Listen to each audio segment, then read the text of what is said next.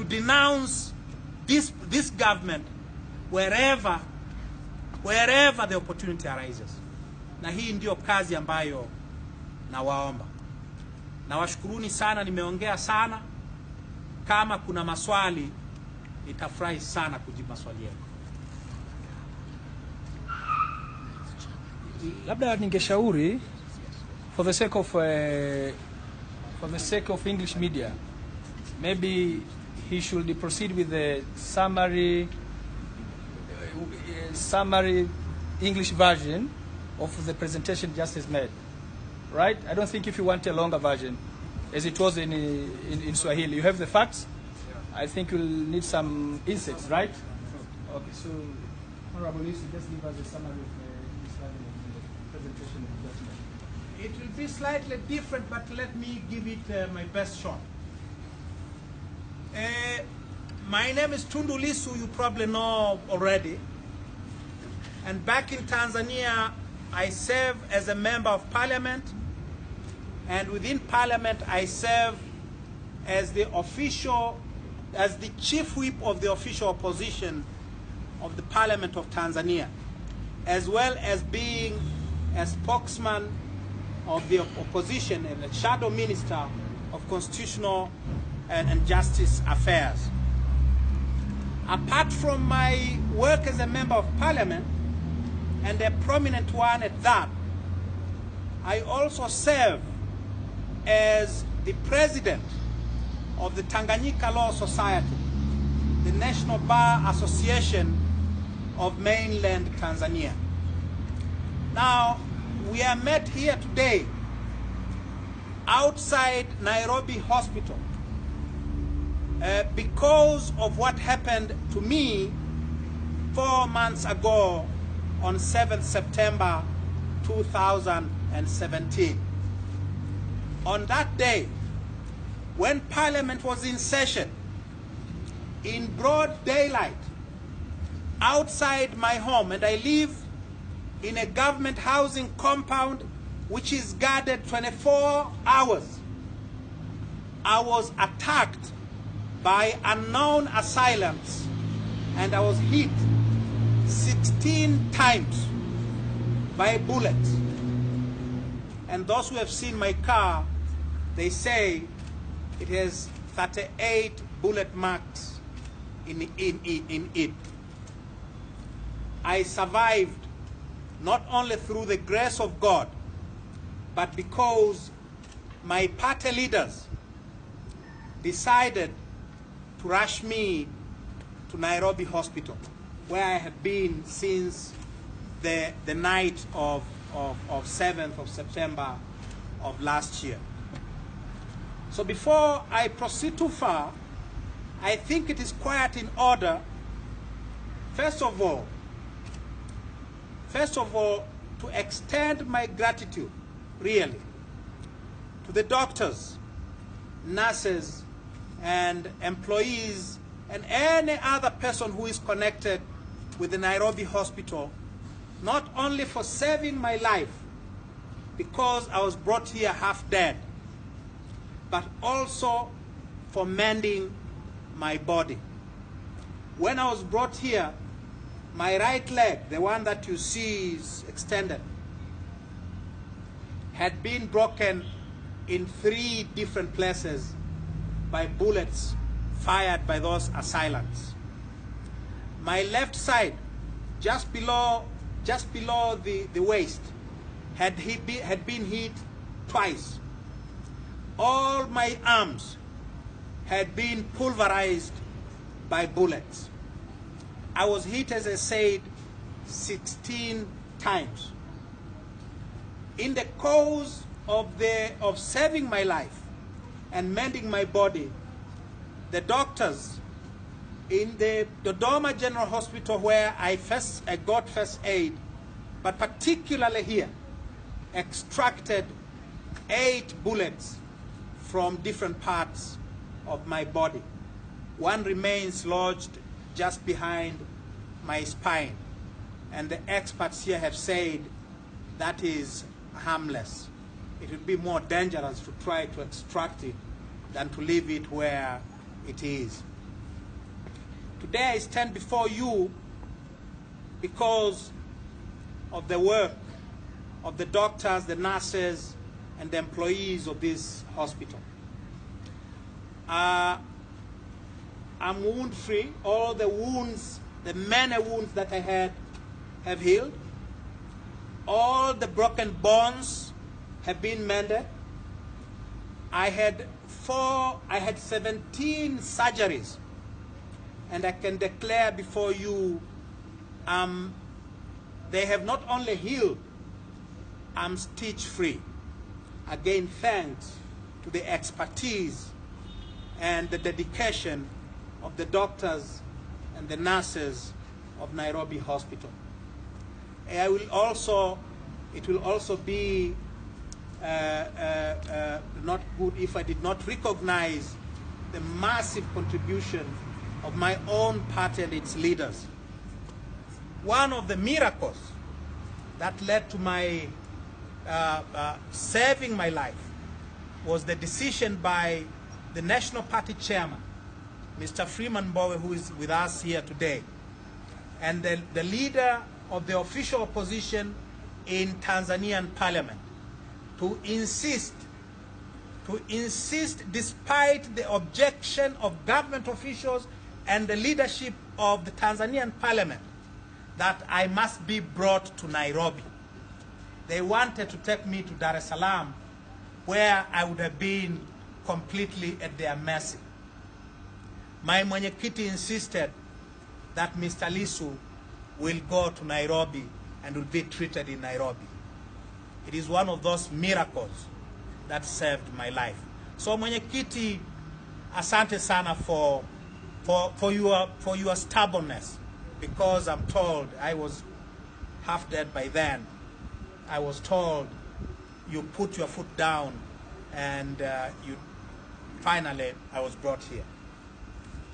My family is here with me today, and my dear wife has been on my side since that day until today. She's not here right now because we are supposed to travel tomorrow, and I'll talk briefly about that later on. But my wife is not here with us today. She's out in town trying to arrange for our transportation tomorrow. But I have my boys here. I have Agostino Lisu and his twin brother Edward Bulali. They are behind me. I have my eldest brother and the spokesman of our family, Advocate Alute Simon Mwai. My family has been a bedrock. They have been completely supportive, and I think it is appropriate at this stage to recognize not only their dedication, but probably to say that's what families are for. That's what brothers are for, and that is, I think it is very important to point that out. I was hit 16 times. As I say, by what are called unknown assailants. As I speak today, the government of Tanzania and the police force has not said who is the suspect. It has not made a single arrest. It has not given a single report of any investigation. They have not even interviewed me, and I've been interviewed by journalists from across the world.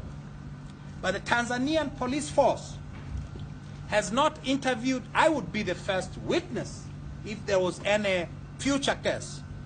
The police force of Tanzania has not even interviewed me to explain what transpired that fateful day. It has not, apart from making threats against my driver who was with me, it has not made any effort to interview him. In short, there is no investigation going on in Tanzania in respect of this assassination attempt. And I dare say there is not a single investigation going on because I wasn't supposed to leave.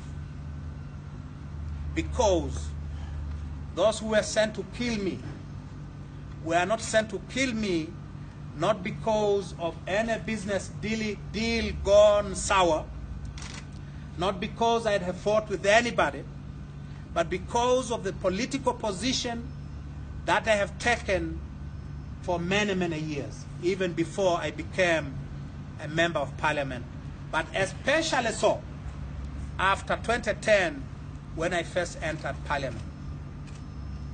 I was shot 16 times for denouncing President Magufuli, who since coming to office has turned the country literally into a police state, where newspapers are closed for criticizing the president, radio stations are shut down, newspapermen and other journalists are arrested, beaten up, where even to post a single message on WhatsApp criticizing the government or any of its plans has become a criminal offense. I was shot 16 times for opposing a dictatorship that has been creeping in Tanzania since 2015. That is what I can say anywhere, anytime, and I will defend it. Before I was shot last year, I had been arrested 8 times between June 2016 and July of last year for a variety of reasons, but all have one thing in common: criticizing the government or the president or his ministers or his policies. And that is why, since the attempted assassination, the president has not made a single statement, a single public statement. I'm told he tweeted like Trump. I don't believe Magufuli can tweet like Donald Trump. So that tweet I don't believe came from Magufuli.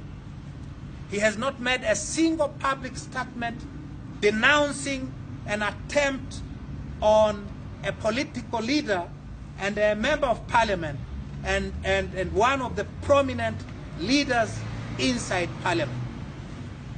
Not a single other government leader has made statements condemning this attack.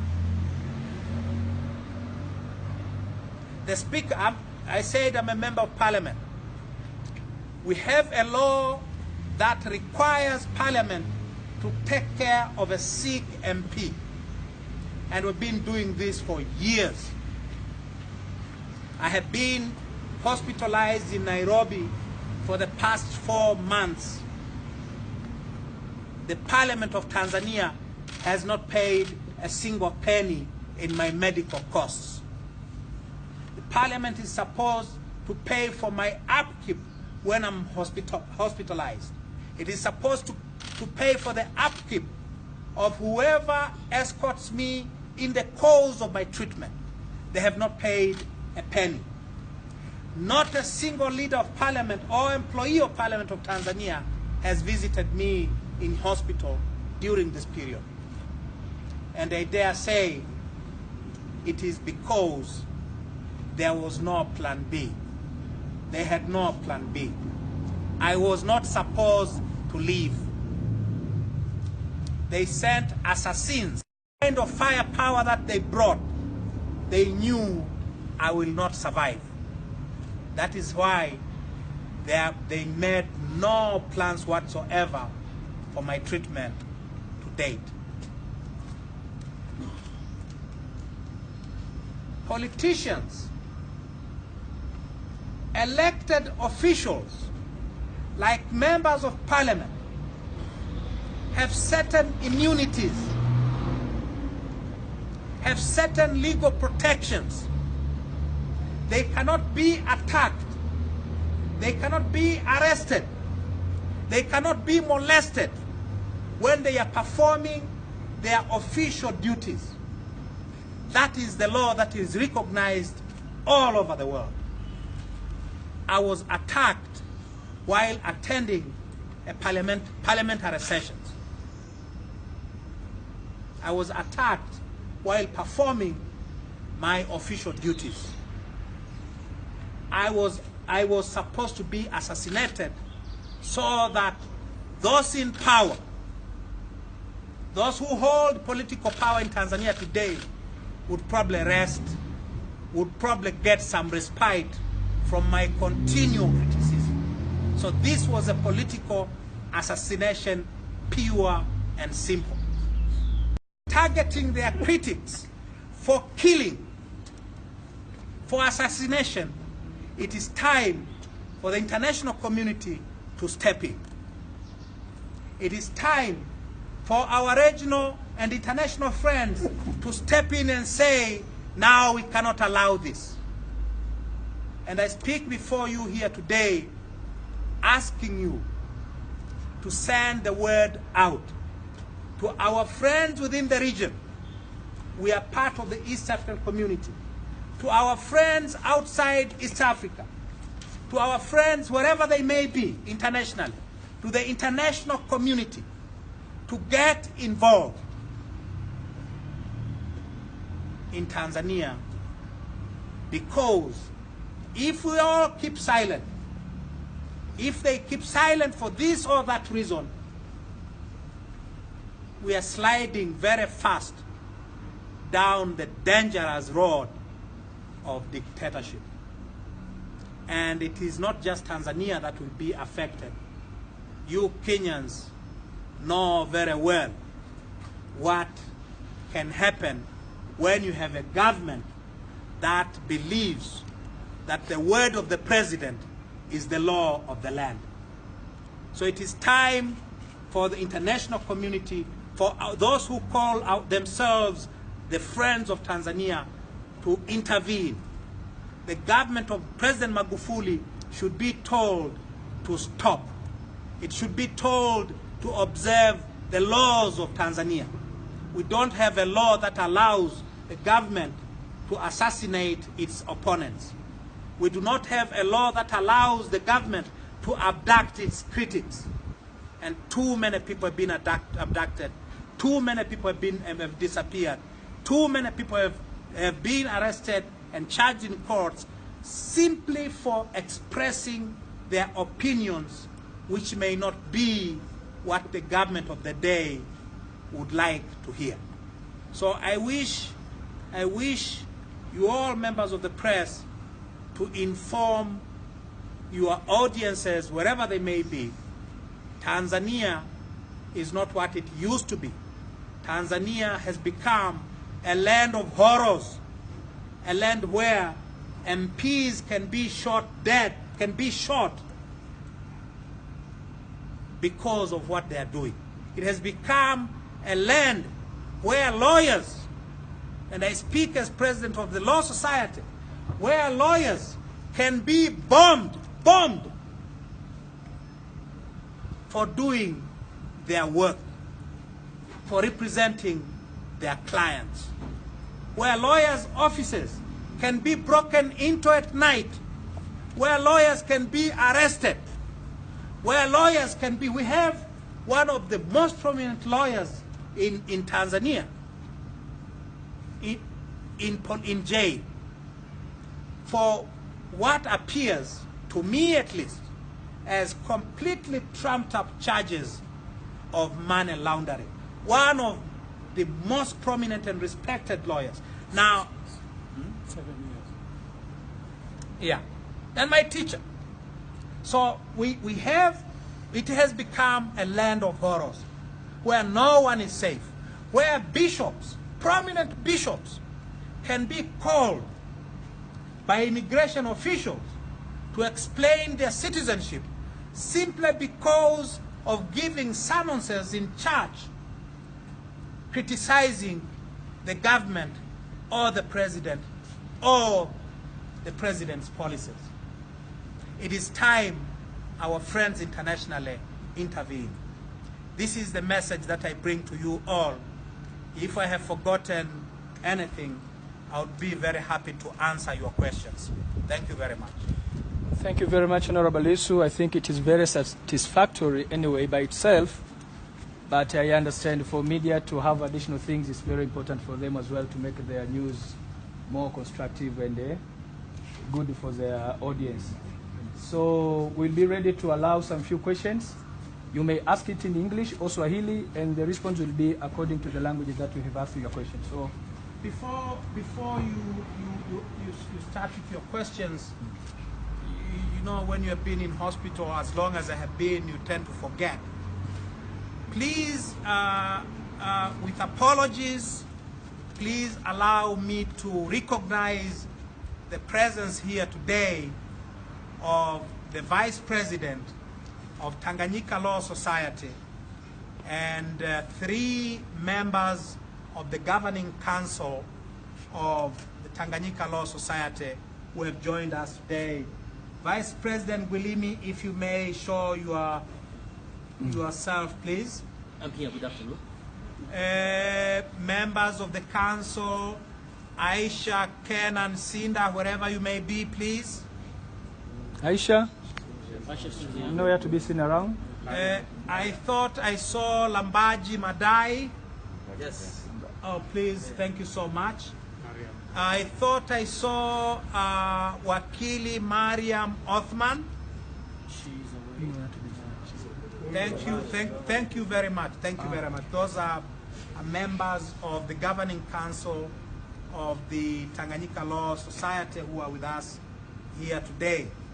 I think I will not be forgiven if I did not recognize the presence of the organizer of this event and someone who has been by my side since I was brought here, Mr. Hemedi Ali Ngwadu, the gentleman before you. So there are too many people. My driver and the guy who gave me the biggest hit on my neck, which perhaps saved my life. Adam, wherever you may be, tafadhali nyosha mkono watu wakuone. Mapolisi wa Tanzania wamtafuti awape ushahidi, wanamtafuta wamkamate kwa sababu alikuwa na mimi siku anataka kuniua. Anyway, maswali tafadhali kama yapo. Maswali, naona kuna swali 1, 2, 3, 4. Okay, so we start here.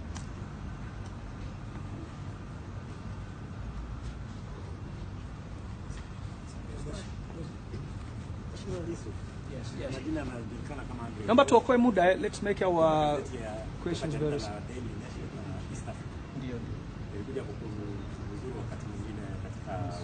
Sawa sawa. Nashukuru kuona kwamba naendelea kupata nafuu. Sasa yangu ilikuwa kwanza kuuliza ikiwa